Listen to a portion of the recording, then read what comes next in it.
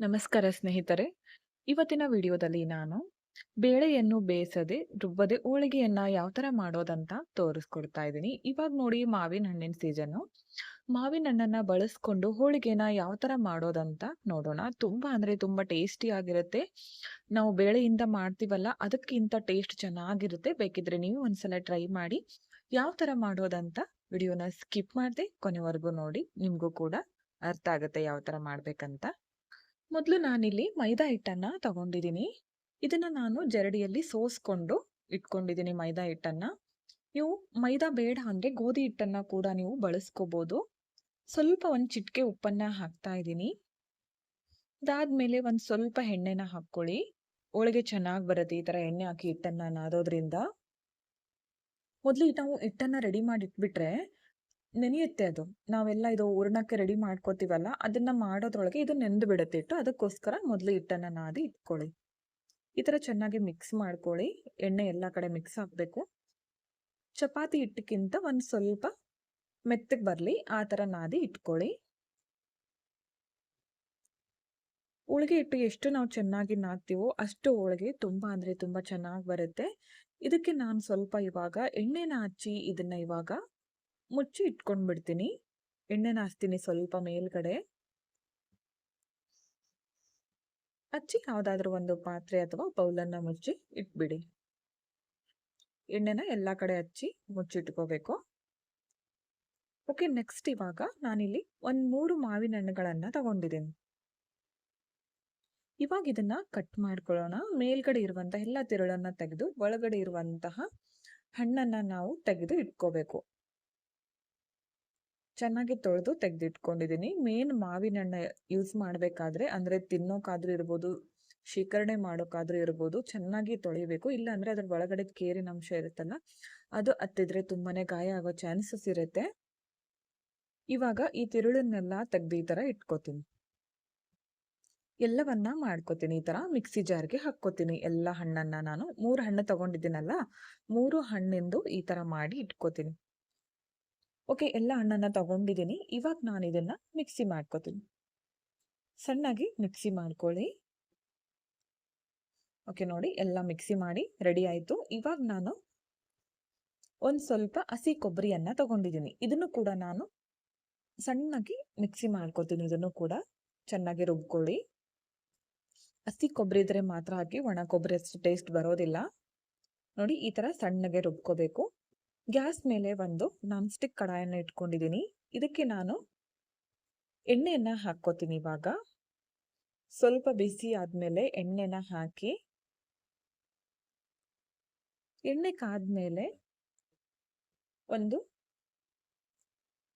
ಚಿಕ್ಕ ಬಟ್ಟಲಿನಿಂದ ಚಿರೋಟಿ ರವ ಅಂದ್ರೆ ಬಿಳಿ ರವ ಅಂತೀವಲ್ಲ, ಬಾಂಬೆ ರವ ಅಂತಾರೆ, ಬಿಳಿ ರವ ಅಂತಾರೆ, ಚಿರೋಟಿ ರವೆ ಅಂತಾರೆ.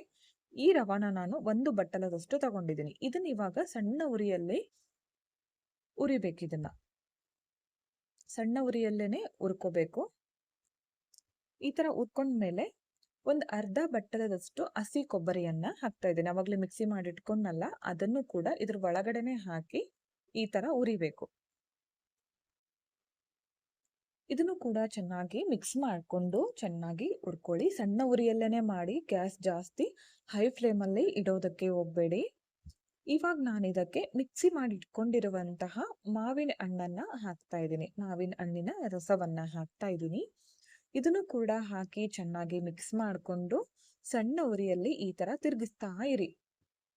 ಕೈ ಬಿಡೋದಕ್ಕೆ ಹೋಗ್ಬೇಡಿ, ಯಾಕಂದ್ರೆ ಗಟ್ಟಿ ಆಗ್ಬಿಡುತ್ತೆ ಒಂದೇ ಸೈಡ್. ಅದಕ್ಕೋಸ್ಕರ ಚೆನ್ನಾಗಿ ಮಿಕ್ಸ್ ಮಾಡ್ತಾನೆ ಇರಬೇಕು. ನೋಡಿ ಈ ತರ ಮಿಕ್ಸ್ ಮಾಡ್ತಾನೆ ಇರಿ. ಇದಕ್ಕೆ ನೀವು ಸಕ್ಕರೆ ಆದ್ರೂ ಹಾಕೋಬಹುದು. ನಿಮ್ಗೆ ಯೆಲ್ಲೋ ಕಲರೇ ಬೇಕಂದ್ರೆ ಸಕ್ಕರೆ ಹಾಕೊಳ್ಳಿ. ಬೇಡ ನಮ್ಗೆ ಕಲರ್ ಇಂಪಾರ್ಟೆಂಟ್ ಅಲ್ಲ, ನಮ್ಗೆ ಹೆಲ್ತಿ ಆಗಿ ಬೇಕಂದ್ರೆ ಬೆಲ್ಲವನ್ನ ಯೂಸ್ ಮಾಡಿ. ನಾನಿಲ್ಲಿ ಬೆಲ್ಲವನ್ನ ಹಾಕ್ತಾ ಇದ್ದೀನಿ. ನಾನಿಲ್ಲಿ ಪುಡಿ ಬೆಲ್ಲವನ್ನ ಯೂಸ್ ಮಾಡ್ಕೊತಾ ಇದ್ದೀನಿ. ನೀವು ಗಟ್ಟಿ ಬೆಲ್ಲ ಕೂಡ ಅದನ್ನು ಕೂಡ ಸಣ್ಣ ಮಾಡ್ಕೊಂಡು ಹಾಕೋಬಹುದು. ಬೇಡ ಅಂದ್ರೆ ಸಕ್ಕರೆ ಕೂಡ ಆಡ್ ಮಾಡ್ಕೋಬಹುದು. ಹಾಕಿ ಚೆನ್ನಾಗಿ ಮಿಕ್ಸ್ ಮಾಡ್ಕೊಳ್ಳಿ. ಒಂದು ಹದ ಬರೋವರೆಗೂ ಇದನ್ನ ಮಾಡ್ಕೊಳ್ಳಿ. ನಾನೀಗ ತೋರಿಸ್ತೀನಿ ನೋಡಿ. ಒಂದು ಅದಕ್ಕೆ ಬಂದ್ರೆ ಸಾಕು. ನೋಡಿ ಇಷ್ಟು ಬರಬೇಕು. ಈ ತರ ಅದು ನಮ್ಗೆ ತಣ್ಣಗಾದ್ಮೇಲೆ ಉಂಡೆ ತರ ಆಗ್ಬೇಕು. ನಮ್ಗೆ ಹೋಳಿಗೆ ಮಾಡೋದಕ್ಕೆ ಉಂಡೆ ತರ ಬರಬೇಕು. ಅಷ್ಟು ಅದಕ್ಕೆ ನೀವು ಮಾಡ್ಕೊಂಡ್ರೆ ಆಯ್ತು. ನೋಡಿ ಇವಾಗ ನಾನು ಇದನ್ನ ತಣ್ಣಗ್ ಮಾಡ್ಕೊಂಡಿದೀನಿ. ತಣ್ಣಗಾದ್ಮೇಲೆ ಇದನ್ನ ಕೈಗೆ ಸ್ವಲ್ಪ ಎಣ್ಣೆನ ಹಚ್ಕೊಂಡು ಉಂಡೆಗಳನ್ನಾಗಿ ಮಾಡಿ ಇಟ್ಕೋತೀನಿ. ಬೇಕಿದ್ರೆ ನೀವು ಒಂದೊಂದೇ ರೆಡಿ ಮಾಡ್ಕೊಳ್ಳಿ. ಇಲ್ಲ ಅಂದ್ರೆ ಎಲ್ಲವನ್ನ ನೀವು ಉಂಡೆಗಳನ್ನಾಗಿ ರೆಡಿ ಮಾಡ್ಕೊಂಡು ಮಾಡ್ಕೋಬಹುದು. ಸ್ವಲ್ಪ ಕೈಗೆ ಎಣ್ಣೆನ ಹಚ್ಕೊಂಡು ಈ ತರ ತಗೊಂಡು ಮಾಡ್ಕೊಳ್ಳಿ. ಬೇಕಿದ್ರೆ ಏಲಕ್ಕಿ ಕೂಡ ನೀವು ಆಡ್ ಮಾಡ್ಕೋಬಹುದು. ನಾನಿಲ್ಲಿ ಮಾಡಿಲ್ಲ, ಹಾಕಿಲ್ಲ ಏಲಕ್ಕಿಯನ್ನ. ಈ ತರ ಮಾಡಿಟ್ಕೊಳ್ಳಿ ಎಲ್ಲವನ್ನ.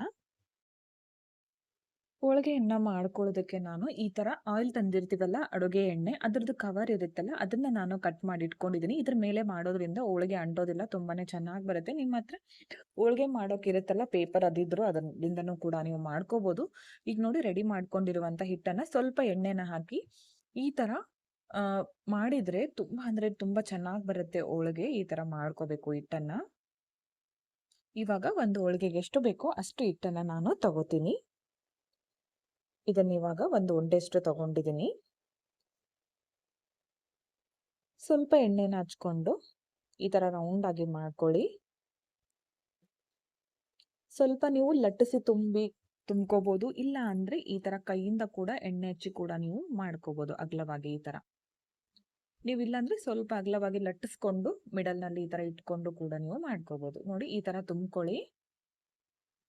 ರೆಡಿ ಮಾಡ್ಕೊಂಡಿರುವಂತಹ ಹೂರಣವನ್ನ, ಮಾವಿನ ಹಣ್ಣಿನ ಹೂರಣವನ್ನ ಇದ್ರ ಒಳಗಡೆ ಹಾಕಿ ಈ ತರ ರೆಡಿ ಮಾಡ್ಕೊಂಡೆ ಒಂದು ಉಂಡೆಯನ್ನ. ಇವಾಗ ಇದನ್ನ ಸ್ವಲ್ಪ ಎಣ್ಣೆ ಹಾಕಿ ಲಟ್ಟಿಸ್ಕೋತೀನಿ. ದೊಡ್ಡದ್ ಬೇಕಿದ್ರೆ ದೊಡ್ಡದಾಗಿ ತಗೊಳ್ಳಿ, ಚಿಕ್ಕದ್ ಬೇಕಿದ್ರೆ ಚಿಕ್ಕದಾಗಿ ಮಾಡ್ಕೊಳ್ಳಿ. ನಾನು ನಾನ್ ಸ್ಟಿಕ್ ತವಾನ ಇಟ್ಕೊಂಡಿದ್ದೀನಿ, ಹಾಗಾಗಿ ಅಂಟೋದಿಲ್ಲ. ಹೋಳಿಗೆ ತವಾ ಮೇಲೂ ಕೂಡ ನೀವು ಮಾಡ್ಕೋಬಹುದು.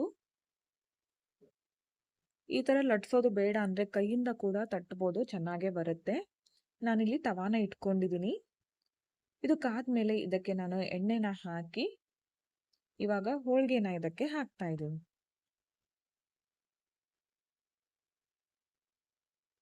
ಹಾಕಿ ಮೇಲ್ಗಡೆ ಸ್ವಲ್ಪ ಎಣ್ಣೆನ ಹಚ್ಚಿ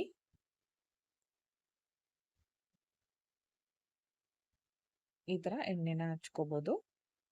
ಬೇಡ ಅಂದ್ರೆ ನಿಮ್ಗೆ ಕೆಲವೊಬ್ರು ಹೋಳಿಗೆಗೆ ಎಣ್ಣೆ ಹಚ್ಚೋದಿಲ್ಲ, ಅದಾದ್ಮೇಲೆ ತುಪ್ಪವನ್ನ ಜಾಸ್ತಿ ಹಾಕೊಂಡು ತಿಂತಾರೆ. ಆ ತರ ಕೂಡ ಮಾಡ್ಬೋದು. ಇವಾಗ ಒಂದ್ ಸೈಡ್ ಆದ್ಮೇಲೆ ನೆಕ್ಸ್ಟ್ ಮತ್ತೆ ತಿರುಗಿಸ್ ಹಾಕ್ಬೇಕು. ಮತ್ತೆ ಇವಾಗ ಇಲ್ಲೂ ಕೂಡ ಸ್ವಲ್ಪ ಎಣ್ಣೆನ ಹಚ್ಕೊಳ್ಳೋಣ. ತುಂಬಾನೇ ಚೆನ್ನಾಗಿ ಬರುತ್ತೆ. ಹಾಗೆ ಟೇಸ್ಟ್ ಕೂಡ ತುಂಬಾನೇ ಚೆನ್ನಾಗಿರುತ್ತೆ. ನೀವು ಒಂದ್ಸಲ ಟ್ರೈ ಮಾಡಿ. ಬೇಳೆ ಬೇಯಿಸೋದಕ್ಕೆ ಟೈಮ್ ಇಲ್ಲ ನಮ್ಮ ಮನೇಲಿ, ಈಗ ಸದ್ಯಕ್ಕೆ ಬೇಳೆ ಇಲ್ಲ ಅಂದಾಗ, ಇವಾಗ ಮಾವಿನ ಹಣ್ಣಿನ ಸೀಸನ್ ಇರೋದ್ರಿಂದ ಮಾವಿನ ಹಣ್ಣಿಂದ ಮಾಡ್ಕೊಂಡು ತಿನ್ನಿ. ತುಂಬಾನೇ ಚೆನ್ನಾಗಿ ಬರುತ್ತೆ. ಮಕ್ಕಳಂತೂ ತುಂಬಾನೇ ಇಷ್ಟಪಡ್ತಾರೆ. ಮಕ್ಕಳಷ್ಟೇ ಅಲ್ಲ, ಎಲ್ರಿಗೂ ಇಷ್ಟ ಆಗುವಂತಹ ರೆಸಿಪಿ. ನೀವು ಒಂದ್ಸಲ ಟ್ರೈ ಮಾಡಿ. ಹಾಗೆ ಇಷ್ಟ ಆಗಿದ್ರೆ ಒಂದು ಲೈಕ್ ಕೊಡೋದನ್ನ ಮಾತ್ರ ಮರಿಬೇಡಿ. ಹಾಗೆ ಫ್ರೆಂಡ್ಸ್ಗಳಿಗೆ ಶೇರ್ ಮಾಡಿ. ವಿಡಿಯೋನ ಸಬ್ಸ್ಕ್ರೈಬ್ ಮಾಡ್ಕೊಳ್ಳದೆ ನೋಡ್ತಾ ಇದ್ರೆ ಚಾನೆಲ್ ಅನ್ನ ಸಬ್ಸ್ಕ್ರೈಬ್ ಮಾಡ್ಕೊಂಡು ವಿಡಿಯೋಗಳನ್ನ ನೋಡಿ. ನಾನು ಇದನ್ನ ಶೀಕರಣೆ ಜೊತೆಗೆ ಸರ್ವ್ ಮಾಡ್ತಾ ಇದ್ದೀನಿ. ಹೋಳಿಗೆ ಮತ್ತೆ ಶೀಕರಣೆ ತಿಂತಾ ಇದ್ರೆ ಇದ್ರ ಮುಂದೆ ಯಾವುದೇ ರೀತಿಯ ಊಟ ಬೇಡ ಅನ್ಸುತ್ತೆ. ಎಲ್ರಿಗೂ ಕೂಡ ಇಷ್ಟ ಆಗುತ್ತೆ. ಕೆಲವೊಬ್ಬರಿಗೆ ಸಿಹಿ ಇಷ್ಟ ಆಗೋಲ್ಲ. ಸಿಹಿ ಇಷ್ಟಪಡೋರು ಎಲ್ಲರೂ ಕೂಡ ಹೋಳಿಗೆ ಶೀಕರಣೆಯನ್ನ ತುಂಬಾನೇ ಇಷ್ಟಪಟ್ಟು ತಿಂತಾರೆ. ನಿಮ್ಗೂ ಕೂಡ ಇಷ್ಟ ಆಯ್ತು ಅನ್ಕೋತೀನಿ ಫ್ರೆಂಡ್ಸ್. ಇಷ್ಟ ಆಗಿದ್ರೆ ಲೈಕ್ ಮಾಡಿ, ಶೇರ್ ಮಾಡಿ, ಕಮೆಂಟ್ ಮಾಡಿ. Thank you friends. Thank you for watching. Thank you.